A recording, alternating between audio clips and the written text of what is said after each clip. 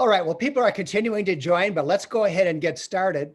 I'm John Hinderaker, president of Center of the American Experiment, and our main guy today is going to be Bill Glahn. Bill was a House staffer at the Capitol in St. Paul for 7 years, also served as Deputy Commissioner of Commerce in the Pawlenty administration, and is now an adjunct policy fellow at American Experiment. You all should have a Q&A button as part of the things at the bottom if you hover over your Zoom screen.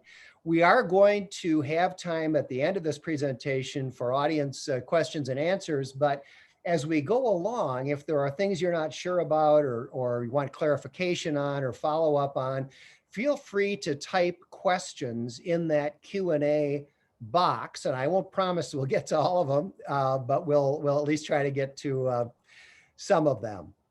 So with that brief introduction, let's go ahead and get started. And Bill, I think maybe the place to start is with the basics. Would you begin by telling us, first of all, a lot of people have heard about the Feeding Our Future scandal, but don't really understand what it is. Maybe just start by explaining who is Feeding Our Future and what are the basic outlines of the scandal. All right, so starting with Feeding Our Future, they are a nonprofit, or were a nonprofit. They no longer exist. They've been dissolved. They were a nonprofit based in St. Anthony, Minnesota, and they were located on Old Highway 8 in what was the old Medtronic headquarters, and I think maybe Catherine has a picture of that. So they were a nonprofit that got started to participate in a couple of different federal free food programs. Everybody knows about the school lunch program that was started after the war to feed hungry children through the schools, but there were a couple, that's Central Avenue Lofts. But the Feeding Our Future one is another office building. Everybody knows about the school lunch program started to feed hungry children after the war. They supplemented that with a couple of other free food programs. One was called the Child and Adult Care Food Program, which was meant to take care of children in daycares, preschools, after-school programs. And then there was a second program called the Summer Food Service Program. And that was designed for the summer months when schools were closed. And both of these programs, like a lot of the other child nutrition programs, are run out of the U.S. Department of Agriculture at the federal level. These are federal programs. But here in Minnesota, they're overseen by the U.S. Department of Education because they're very child-focused. So the U.S. Department of Education, on behalf of the USDA, takes care of these programs. Yes, that's the old Medtronic's headquarters in St. Anthony, and that's where Feeding Our Future had an office suite inside the building.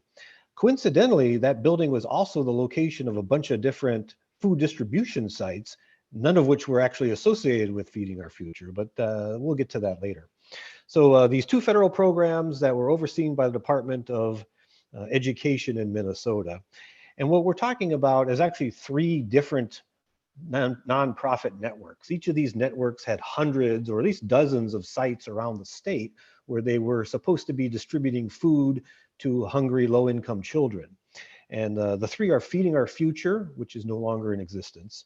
One called Partners in Nutrition, which is also known as Partners in Quality Care. And a third one called Gargar Family Services, also known as Youth Leadership Academy. And between the three of these, over their lifetime, they took in $500 million out of these programs. But the FBI and the Department of Justice has, for the most part, focused on Feeding Our Future. And so there was a set of indictments handed down last week in which 49 individuals were indicted for fraud from these programs, most of which were somehow associated with the Feeding Our Future network, but some of them were also associated with these other two networks. And these other two networks, Partners in Nutrition and Gargar Family Services, are suing for reinstatement in the program, saying they've done nothing wrong and they're not the subject of the investigation. But that's the total dollar amount involved. We're talking about $500 million. And of that amount, the Department of Justice say they can prove fraud associated with at least $250 million of that. So $250 million is what the Andy Luger, the U.S. attorney, calls the floor of the fraud. And this first set of indictments he described as exactly that.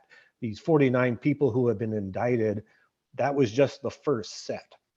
And again, the $250 million, people need to understand that these food programs are reimbursement programs. So a distribution site, of which there were hundreds and hundreds of them around the state, is supposed to be distributing food. And we're talking mostly about during the pandemic years. And they're getting reimbursed anywhere from $1 to $4 per meal. So these $250 million in missing money represents 125 million meals the Department of Justice said were claimed but never actually delivered to children.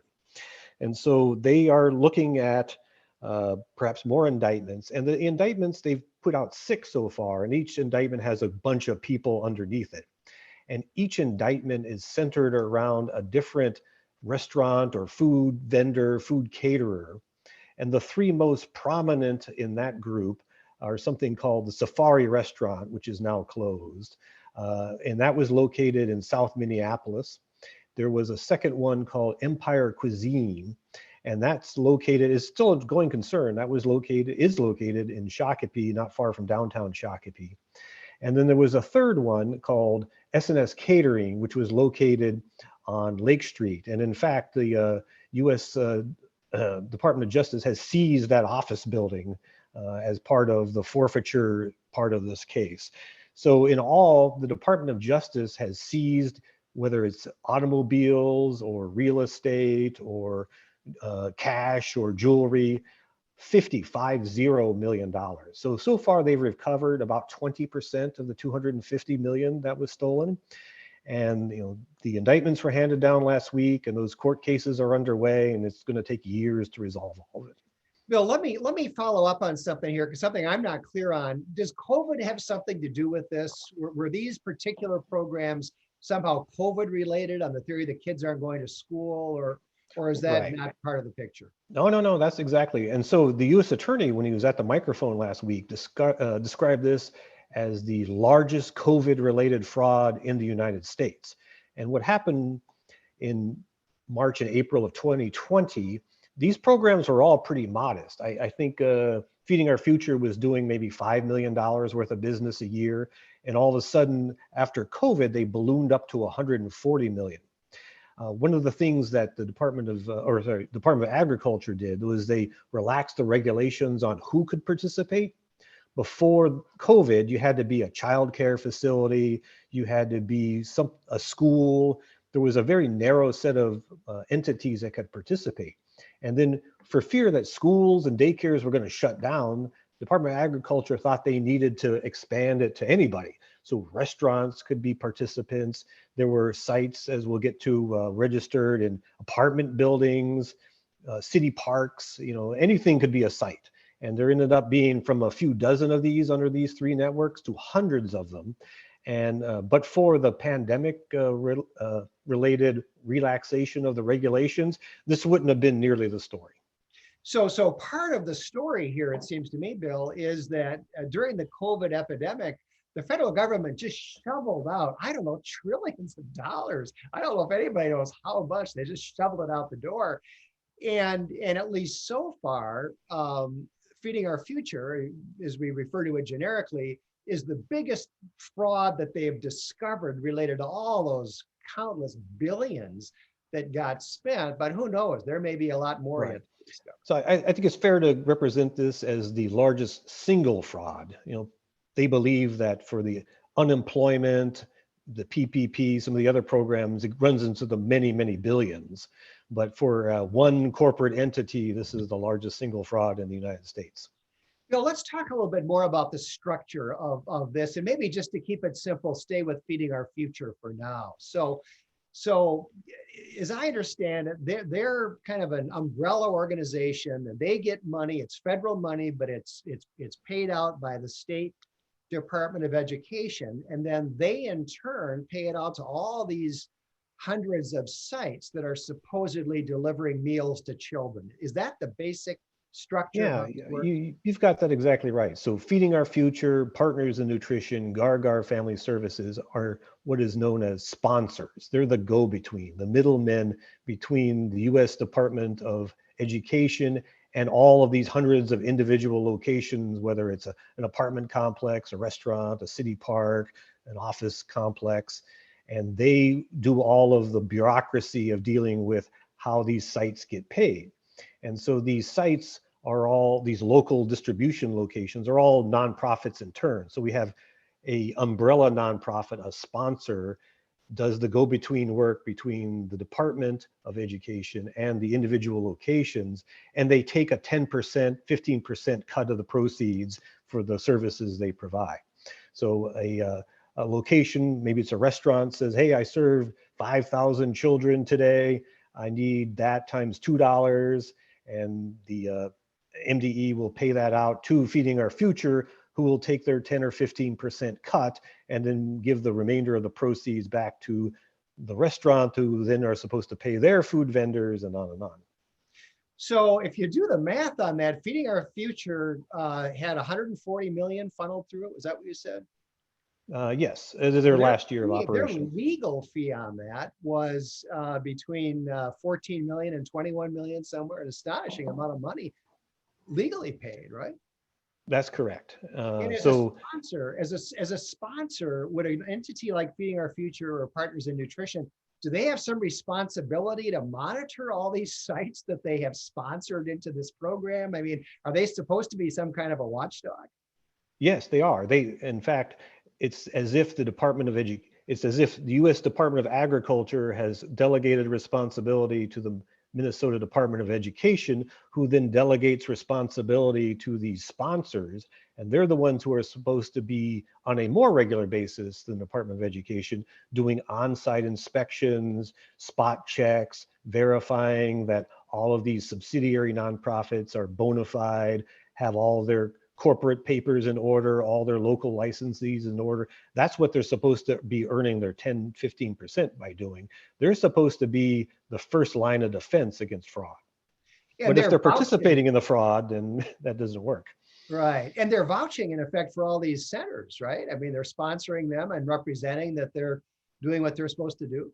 Right. And that was, and we'll get to that litigation before that state judge later, but when they put an application in for a specific site, they're supposed to click a box saying that all of the regulations are being complied with.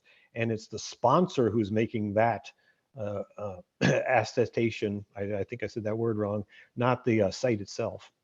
So we start with the legal cut of 10 or 15%, an amazing amount of money that, say, Feeding Our Future was getting. But in this case, as I understand the indictments, they supplemented that by taking bribes from sites that they knew were fraudulent. And in order to, it's a pay for play thing. If you want to get in on this massive fraud, you got to write a check to Feeding Our Future, and then they'll funnel money to you. Is that part of the story? That's correct. Well, three of the people indicted, including Amy Bach, who's the CEO of Feeding Our Future, or the erstwhile CEO. So Amy Bach was indicted, and a couple of the counts against her were receiving bribes or kickbacks from individual nonprofits under her supervision. And there was another employee of hers who was also indicted and accused of taking kickbacks and bribes. That individual fled the country. He's no longer in the United States. His last name is Idla, and he's reportedly in Mogadishu, Somalia. And then there was a third employee of Feeding Our Future who was indicted but is expected to plead guilty. And she pled guilty to a number of things, including taking bribes and kickbacks from individual sites. So the bottom line is that there was an amazing amount of money, at least $250 million rattling around. And I take it that all of this was taking place primarily within the Somali community. Is that correct? For these three nonprofits, and it's just not the Somali community, there's a lot of other East African communities that participated under this, and there's other minority communities, and there's just regular sites. So, but the specific complaint that Feeding Our Future and Partners in Nutrition have pursued is that they've been discriminated against by the Department of Education because their clientele, these nonprofits underneath them, mainly serve Somali and East African communities. Got it. So let's move on a little bit here, Bill, because one of the things that I think is just amazing about this Feeding Our Future scandal is how brazen it was. Talk about that a little bit. The amount of money that is sloshing around here and the ways in which people are stealing it and spending it is just, it's remarkable. Well, the poster child for the brazenness is Amy Bach's live-in boyfriend, whose name is Empress Malcolm Watson Jr. And I think Catherine has a photo of Empress Malcolm Watson Jr. And as far as I can piece together, this photograph was taken in Las Vegas. The FBI claimed in a search warrant that Feeding Our Future paid Mr. Watson for renovations to office space that never really occurred, and he used the money instead for Las Vegas vacations and other frivolities.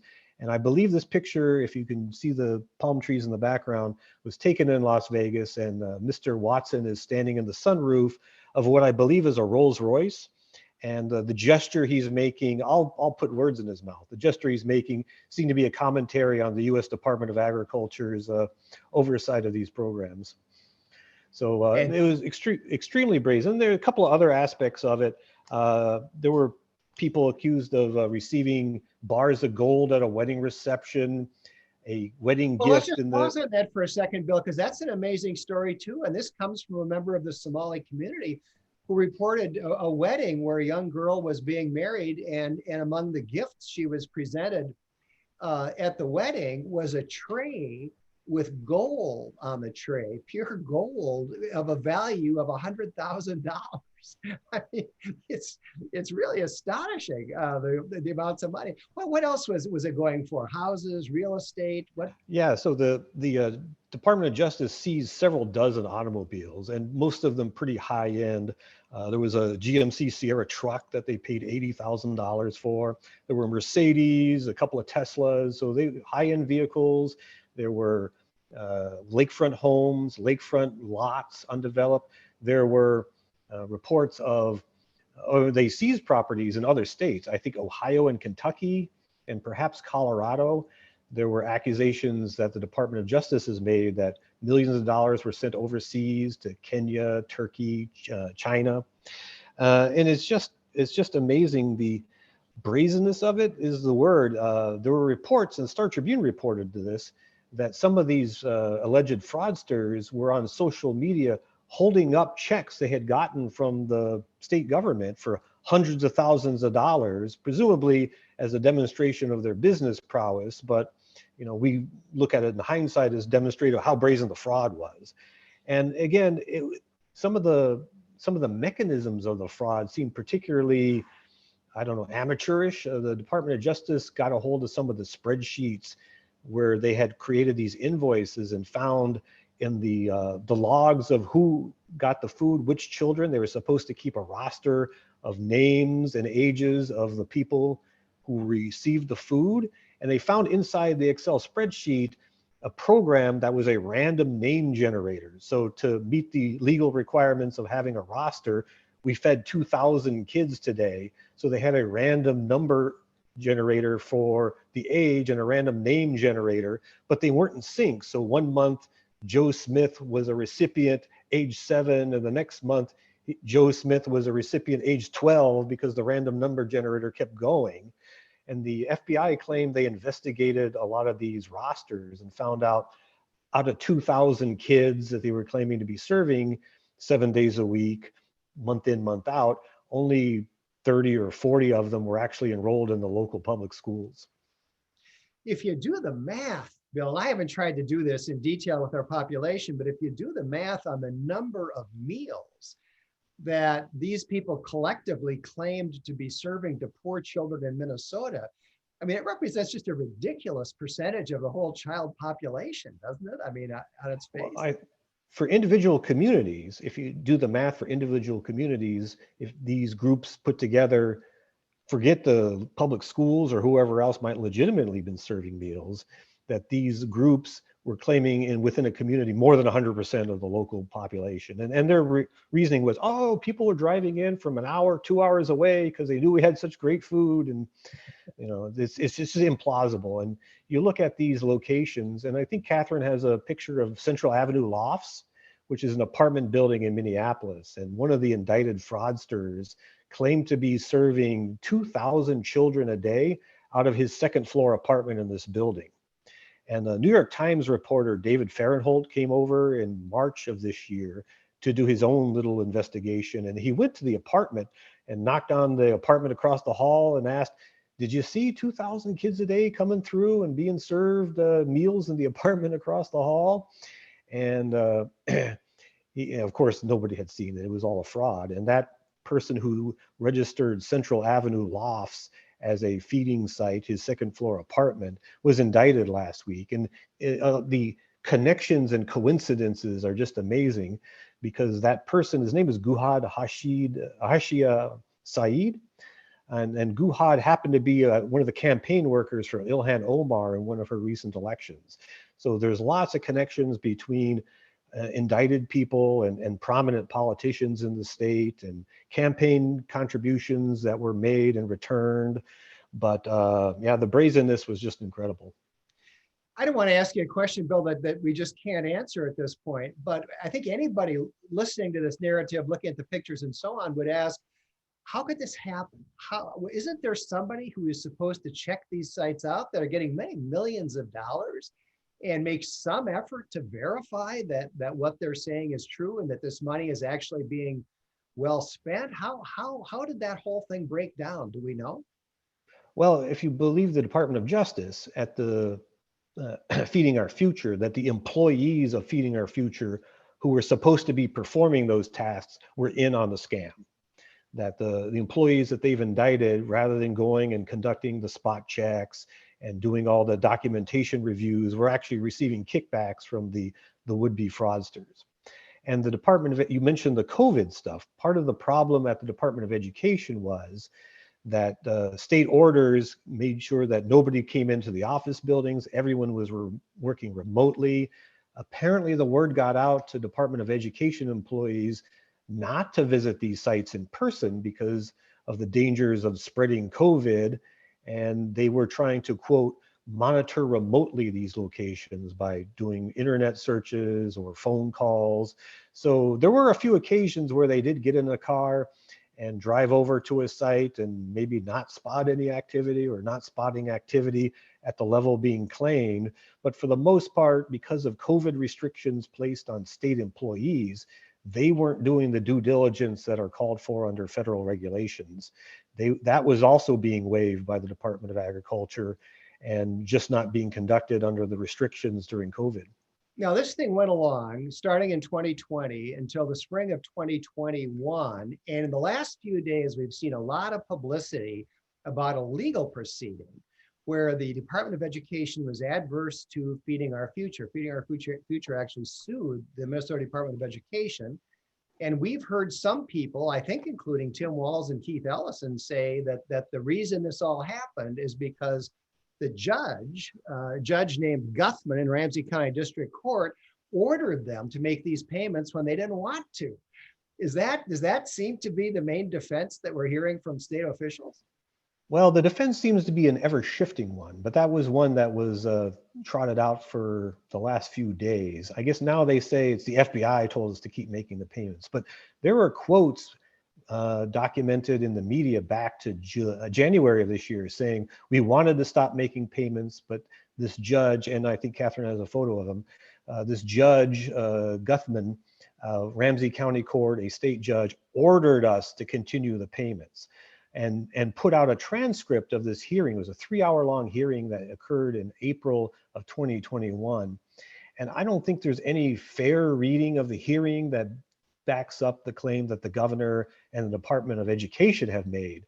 This judge didn't order them to keep making payments. In fact, he didn't no such thing, but you're the lawyer on this operation, John, so maybe you can flesh it out a little. Well, as some of our viewers know, I spent 40 years of my life in court, and so I read the transcript of this hearing. with great interest. And I would say that the claim that the judge ordered the state to continue making payments over the state's objection is a lie. That is simply untrue, and it is untrue on multiple grounds. First of all, I think it's important to note that at no time in this hearing did the Department of Education make any claim that there was any fraud associated with this program, or that any invalid claims had been submitted by Feeding Our Future. And the judge specifically noted that there was nothing in the record where MDE was saying that there was even a single invalid claim. So the question of fraud in this whole operation never came up at all. And what was involved in this motion was the MDE dragging its feet in enrolling new sites, new distribution centers. There was nothing in this proceeding about payment, nothing. And the judge specifically talked about that. And he said, if Feeding Our Future wanted to talk about payment, he said, quote, "You either have to amend the existing lawsuit or file a new lawsuit with a new TRO." And he says, "Your lawsuit is an application lawsuit," which is what I just said, applications for new sites. "All your causes of action, including the Minnesota Human Rights Act, talk about applications. My order only talks about applications." And then he goes on to say that he has no jurisdiction, that there's nothing in the case before him that has anything to do with payments. And he says that very specifically. He says, on the other hand, Mr. Watkins, that's the lawyer for Feeding Our Future, "I don't have jurisdiction over the issue of the withholding of pay." Couldn't be clearer. I don't have jurisdiction over the issue of withholding of pay because it is not in the case. And he goes on to say, "You'll have an opportunity to develop that because I'm not going to be issuing any rulings today on this issue. That is, on any duty to pay or the lack thereof." So the claim that Judge Guthman forced the state of Minnesota to do this at this hearing on April 21st, 2021 is just utterly false. And it's false on multiple grounds, and it's not plausible. This is a black and white issue. No, you don't have to be a lawyer. No intelligent person could read this transcript and conclude that what Tim Walz has said is true. But John, this is worth belaboring because this is a hinge point in the entire scandal. So this hearing you were quoting from the transcript of occurred in April 21 of 2021. And this was part of litigation involving Feeding Our Future, the Department of Education, going back years, and even before that involving this other group, Partners in Nutrition. So these two had been battling each other in court for years. This was one hearing that occurred in April 2020, one of many hearings that had occurred in the case. And at this point, in April 2021, Department of Education had cut off the payments. They weren't paying this group a nickel. And 6 days later, they started paying them again and didn't stop paying them until the FBI raids of January 2022. So during that time from April 21 to January 2022, most of the money involved in the scandal went out the door. And that door was the Minnesota Department of Education. So they were told by the judge he didn't have authority to rule on this payments issue. 6 days later, they started making the payments again, and they didn't stop until the FBI burst into those buildings in January of the following year, and a couple of $100 million went out the door. And the payment issue that was going on at the time had nothing to do with fraud, nothing to do with invalid claims. It had to do with two deficiency letters that MDE sent to Feeding Our Future. One was about the expiration of their 501c3 status, and the second was that they hadn't filed an audit by an independent CPA, and that's what they were going back and forth on. Had nothing to do with any alleged, any claim of fraud, which of course turns out should have been made. But let's move on from there. Bill, what are the recent developments in the Feeding Our Future case? Where does it stand now? Well, we had the indictments last week, 6 indictments plus 3 what they call informations. that are from people are expected to plead guilty. And then there were 2 complaints filed last week for people who appeared to be ready to flee the country. There was one person who was arrested who was said to be heading to Istanbul, Turkey, and was actually arrested at O'Hare Airport in Chicago. And then we had another person who was headed to Ethiopia, and she was arrested as well. So that brings us to the 49 people who have been charged in the case. But since then, we've had, and we've touched on this, a lot of back and forth between Tim Walz, the Department of Education, candidates, Republican candidates who are running for office on who's to blame. And we have also seen all these documents filed in federal court. There's a bunch of state court actions as well. These other 2 nonprofits that I mentioned, Partners in Nutrition and Gargar Family Services, are both suing the Department of Education. And in Partners in Nutrition's case, they're suing for failure to pay invoices dating back to November of last year. It's interesting where the Department of Education said they didn't have the authority to stop payments. Since January, they have refused to pay and will not budge. So apparently they've rediscovered this authority that they claimed they didn't have last year. But yeah, you asked about new developments. There's almost a new development every single day in this case.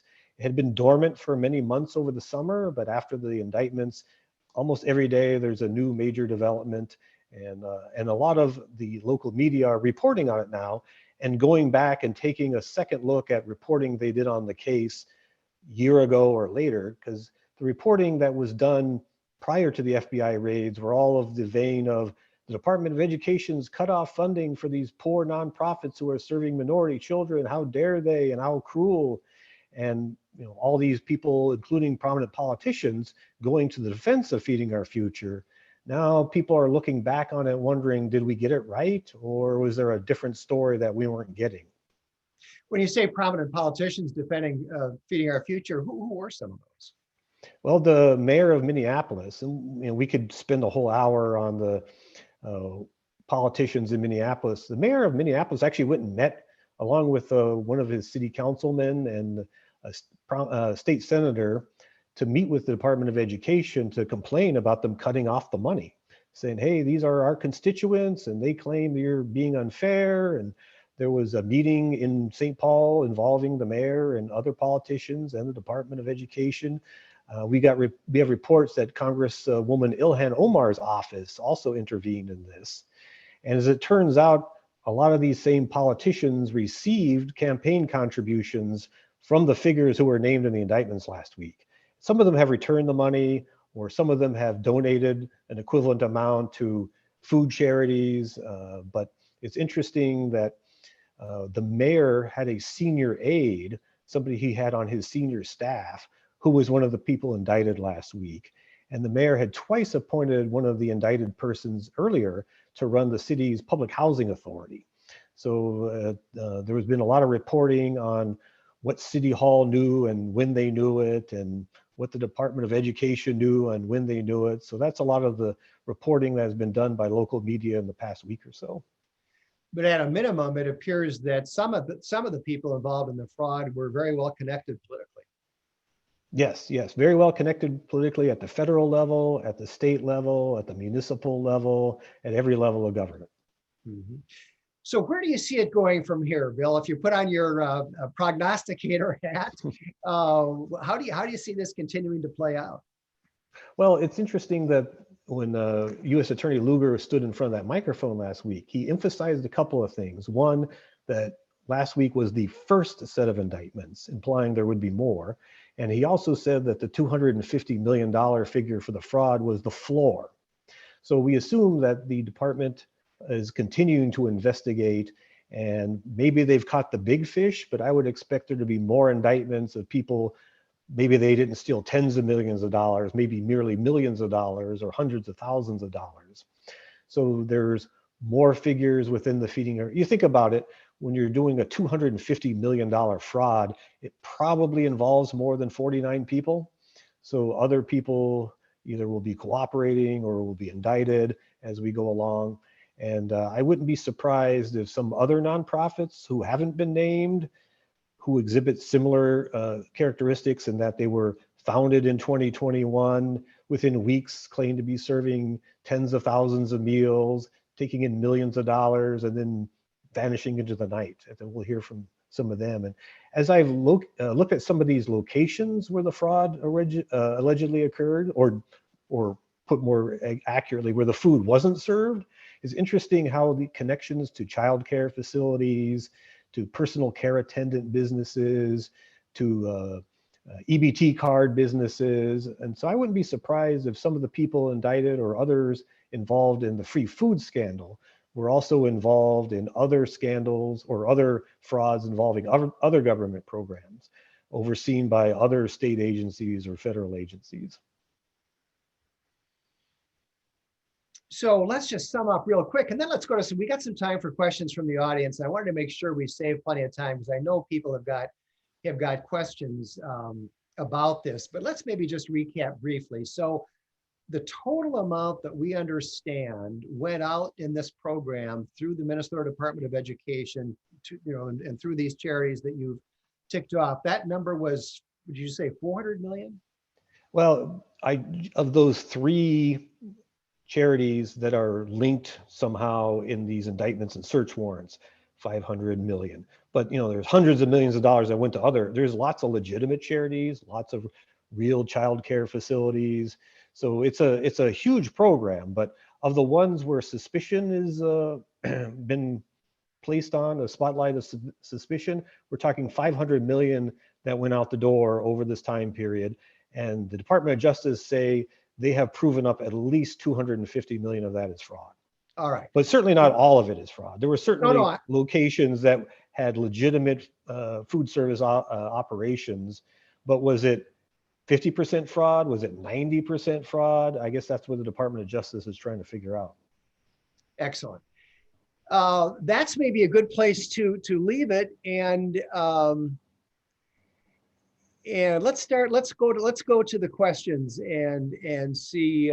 Larry Jordan asks, of the 47 or 49 or whatever it is defendants, are any in jail? Did they get bail? If so, how much? And how many have already skipped the country? Do you know offhand, Bill, the answers to those questions? Yes, 3 have skipped the country. There were 3 of the 49 who successfully slipped through and are overseas. There are 2 that are in jail, and they've actually been in jail for quite a while. There were 2 figures, the 2 co-owners of the Empire Cuisine restaurant, and I think Catherine has a picture of the restaurant. So this storefront restaurant in Shakopee, in a little strip center, a little commercial center outside of downtown Shakopee. The 2 co-owners of this restaurant had their passports seized when the FBI raided their homes back in January.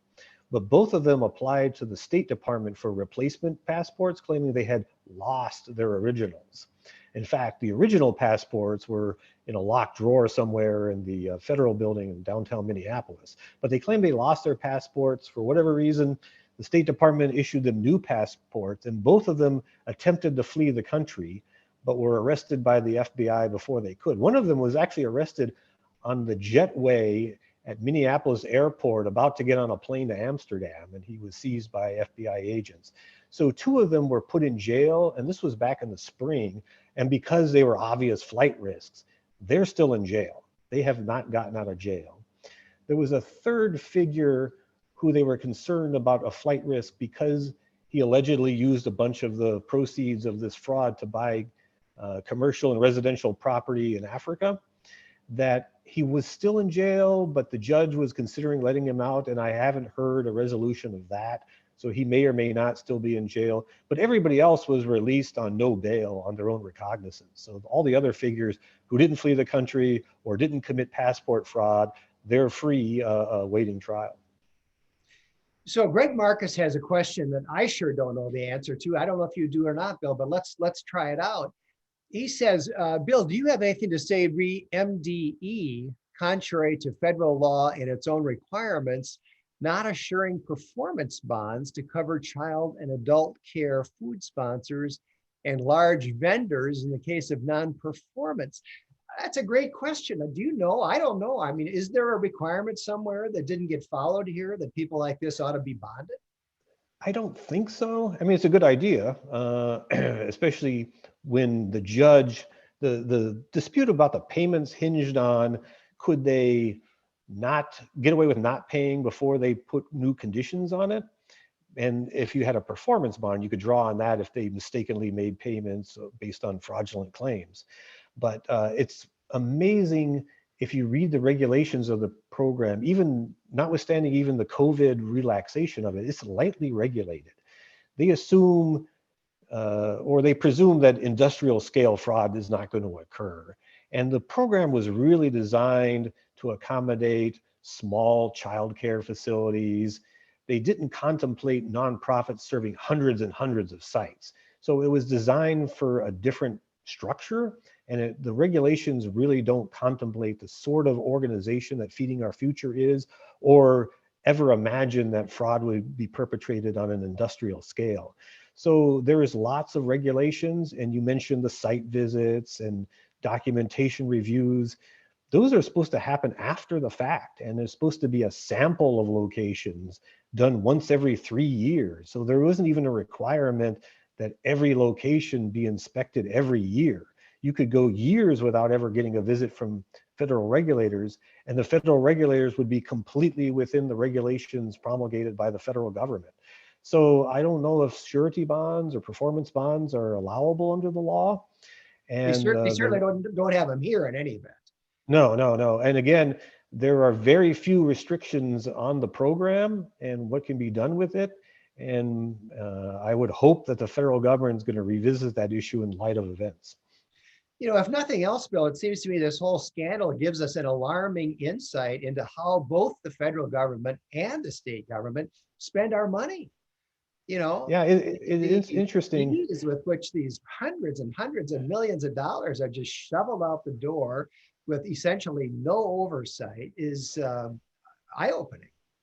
You know, again, you mentioned at the top of the program that I worked for the state legislature. And when I was on staff at the state legislature, I worked under Chair Pat Garofalo, who ran a committee where we were giving out tens of millions of dollars to nonprofits. And just in the course of putting our bills together, staff did a little due diligence. Do these nonprofits have all their registrations in order, which Feeding Our Future apparently didn't? Were they properly registered with the department or the Secretary of State's office, with the Attorney General's office? Were they filing their tax returns with the IRS? Who was on the board of directors? Did the board of directors, did any of the people involved, the principals, have criminal records? We did those due diligence checks under Garofalo just for little grants we were giving out in the state budget. And I can't imagine giving out hundreds of millions of dollars without doing those kind of checks. Here's an interesting question. He says, Attorney General Ellison has stated that he's unable to comment due to attorney-client privilege. Who is the attorney and the client, and why is he unable to comment? I don't know. Maybe I'll answer that one, Bill. You should answer that one. Well, Keith Ellison is the attorney. His only client is the state of Minnesota and its agencies here in the Minnesota Department of Education. And so I take it what he's saying is, well, I have to maintain confidentiality about my conversations with my client, the Department of Education. But I think the more fundamental point is that as the chief law enforcement officer of this state, forget about his client. He's got, he's the attorney general. He's got some responsibility to be on the lookout for crime. And if there are signs of crime, to try to do something about it. And that doesn't seem to be a topic on which Attorney General Ellison wants to be heard. What else have we got? Michael Lehman asks, will these people be convicted? Thoughts on that, Bill? Well, again, I read the search warrants and the affidavits, and the amount of detail is extremely dense in these. They have bank records, they have invoices, they have emails. The FBI and the IRS actually did stakeouts of these facilities. They did interviews with neighbors. They have members of the conspiracy who are agreed to plead guilty, presumably in exchange for testimony against others up the food chain. And again, I haven't heard the other side of it. I've heard a lot of, everything was on the up and up, and this is just racism on the part of state agencies. And when they get their day in court, they'll prove that there was no fraud. But the detail, the level of detail in these affidavits and these search warrants just seem overwhelming to me. But again, we're only hearing one side of it. And as I keep reminding you, I'm not the lawyer here. It does seem that, as we just talked about earlier, the brazenness of the fraud is going to make it very difficult to defend these indictments.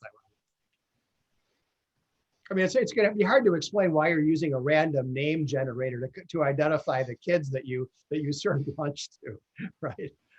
I mean, these seem like very, very strong cases to me. But here's a question from John Devine. If this was established as a reimbursement program, why wasn't it easily detectable that meals themselves weren't actually being produced somewhere and delivered to actual sites? It seems that the Minnesota Department of Education didn't even provide minimal oversight. Can you describe, Bill, do you know what documentation did they get? They had to get something that purported to show all these meals being served, right?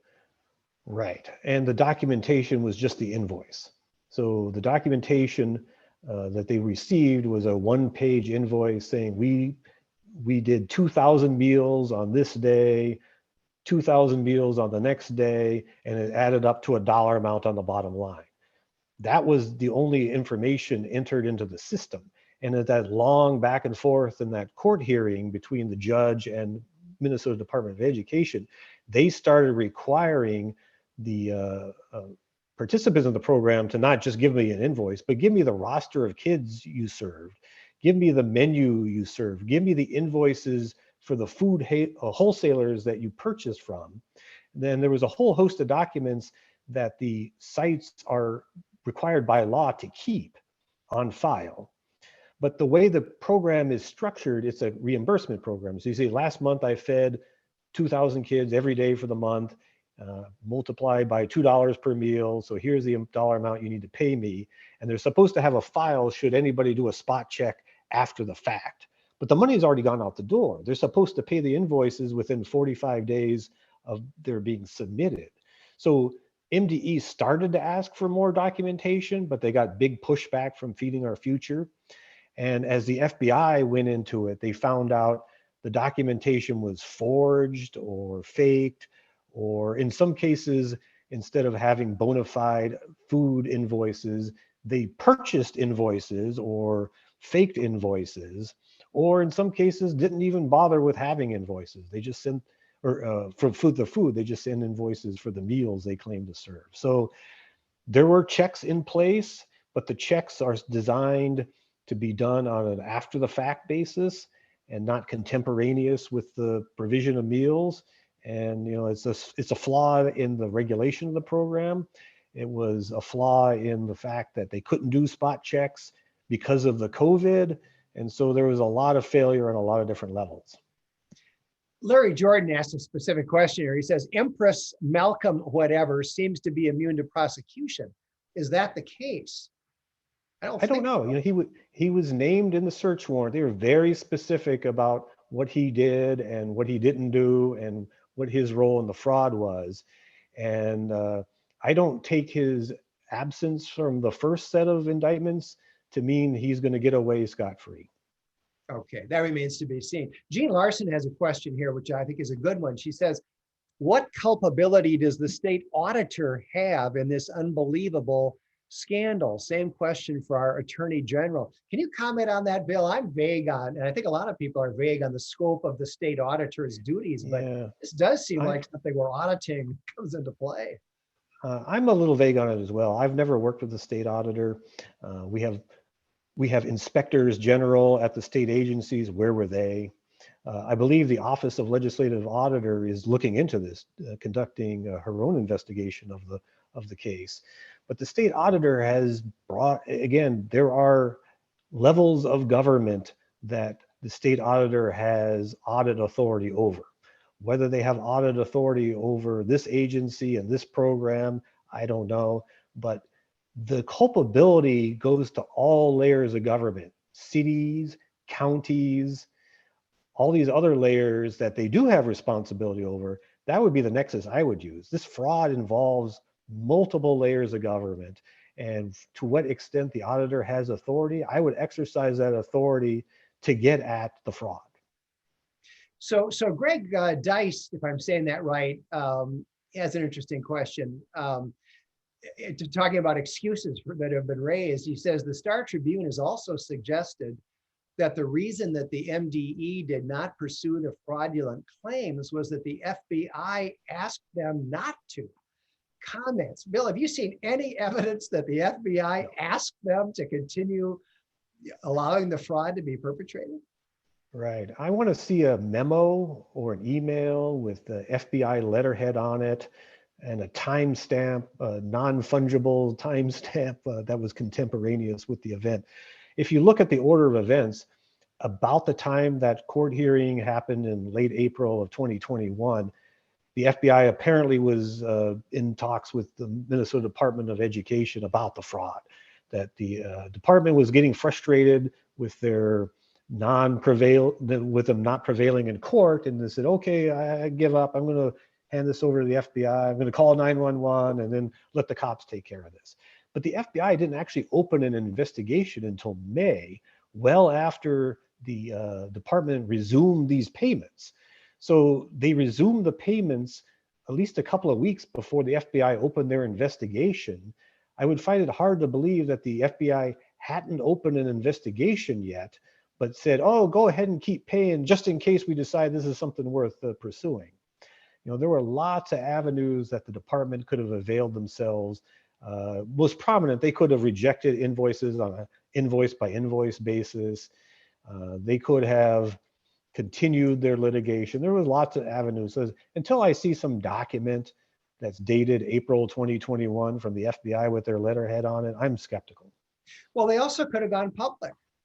You know, if people in the governor's office, the attorney general's office, in the Department of Education, if they knew that this fraud was going on or had deep reason to suspect that it was going on, they weren't required to keep silent. I mean, they could have held a press conference. They could have gone public. They could have blown the whistle and blown the thing sky high, right? Well, what's interesting you say that, because at the same time, they say the FBI told them to keep quiet and to keep paying the invoices. There was an article in the Pioneer Press about the whole court case.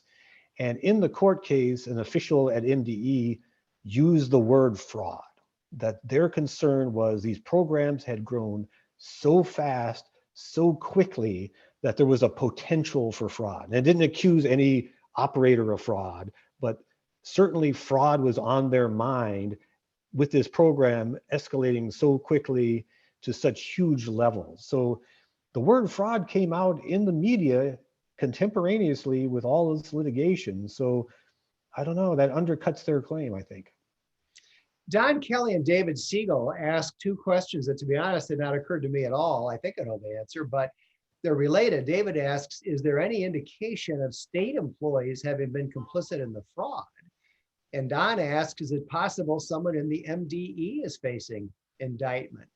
Have you seen anything in everything you've reviewed here, Bill, that's suggested at all that there's a lot of bribes being paid? We know that, but have you seen anything to indicate any possible involvement by state employees in terms of receiving bribes? No, I haven't seen anything that would implicate a state employee. Anything is possible, I suppose, but I've read all of the indictments and all of the search warrants that are made public. And I've read a huge amount of material from litigation involving the Department of Education and these various charities. And I haven't seen any indication of that. But and I would that would be a question for MDE to answer. To be very clear, I'm assuming that is very unlikely. I don't mean to suggest that there's something there. It's a good question, but I know of absolutely no reason to think that there's that kind of involvement on the part of the MDE. What else? We've got time for just another question or two. Ali asks, the last two arrests were not on the indictment list. Why were they not on the indictment? I'm not sure if that's right. Do you know? That's correct. So the last two figures who were arrested were not in the list of indictments. And again, the U.S. Attorney says that's the first set of indictments. And Again, I'm inferring this, I'm reading between the lines. I read each of the complaints, and each of the complaints is extremely rich in detail and seems to be fairly well established that they were in on the fraud. So I'm guessing that the FBI had them on their radar and was going to get around to them at some point. In fact, the gal who was arrested with plans to go to Ethiopia, her food vendor was one of the people who is expected to plead guilty in the case. So the guy who was arrested at O'Hare Airport is a cousin of one of the people who was indicted. So I'm guessing, I'm reading between the lines, I'm speculating here that the FBI was going to get around to them at some point, but their efforts to flee the country moved up the timetable. Jeff Cohagen asked an interesting question, especially for me as an ex-lawyer. He asks, does the lawyer who represented FOF, Feeding Our Future, against Education Department have any responsibility here? If you look at the transcript of that April 2021 hearing, he was very aggressive, and he repeatedly asserted things that we now know were not true about starving children who are not being fed, and all the thousands of people being fed under this program and so forth. But I think the answer to that question is no, in all probability. In all likelihood, he's repeating what he's been told by his client. I'm sure that's what he would say. He's a lawyer out in Colorado now, and but it's interesting when you read that transcript how aggressively Feeding Our Future is pushing these statements of fact that we now know were simply false. Let's see if we got time for just one or two more. Here's a question I don't know the answer to. Maybe you do, Bill. Marion O'Neill asks, tell us how much the Attorney General received in donations. Do you know, did the AG get campaign contributions from some of these indicted people? I think the short answer is yes, but I'm still plowing through. There's 49 names and names upon names. So I don't have that in front of me, but my recollection was that one of these persons did give him a donation. Walter Hudson asks a good question too. He says, this whole thing seems to be a poorly executed example of what is otherwise typical of these sorts of programs. Indeed, the brazenness of the perpetrators suggests they never expected to get in trouble or even to be at significant risk. What policy suggestions does the center have for legislators in the next session to counter the culture of corruption? That's actually a great question to end this program on, Bill. Thoughts on that? The cows are out of this barn, but going forward, what should we be doing? Yeah, well, again, as a legislator, I would suggest having a state law that requires certain things of due diligence of any nonprofit that receives state money. I was mentioning what we were doing as staff at the legislature, but this should be on the agencies. If the agencies, and this goes to a lot of other things where we're depending on nonprofits to provide services that either the state should be providing, or, for example, all the violence interrupters in the city of Minneapolis. We hire these nonprofit groups who are supposed to reduce crime through non-policing means, and has anybody vetted them? Have the city agencies or state agencies done those checks I suggested on Secretary of State, IRS, all these other websites? We need to, before money goes out the door, and we do millions and millions, maybe even to billions of dollars, where the state gives grants to nonprofits to perform state functions. And we need, and we've seen the legislative auditor do stuff on homelessness funds and other programs of the Department of Human Services. We were overseeing programs through the Employment and Economic Development. The state relies on nonprofits to deliver government services. The state, before a dollar goes out, should have a high degree of confidence these are legitimate organizations and the money is. So I would make that a state requirement for every dollar that goes to a nonprofit, that they got to prove up that they really have nonprofit status, that they really have been filing their tax returns. And again, to go even farther, you have these nonprofits that spring up out of nowhere, and their only business is with the state government. They don't take charitable donations from the general public. They aren't involved in other activities. They only exist to tap these state programs. And I would have some sort of income limit that can't be more than a quarter or a half of your operation. If all you're doing is tapping state money, you have every incentive to cut corners, and they have no skin in the game. So if an organization has to go and rely for a big chunk of its efforts on private donations from the general public, they're going to operate in a much different manner than they would if they were just a client of the state. Bill, we're going to have to leave it there. Thank you all very much for attending. It's a huge news story, very interesting, Bill. Thank you so much. And we'll continue to follow the story. And who knows, we might do this again down the road if there are more developments that are worth another program. So thanks to all of you for attending.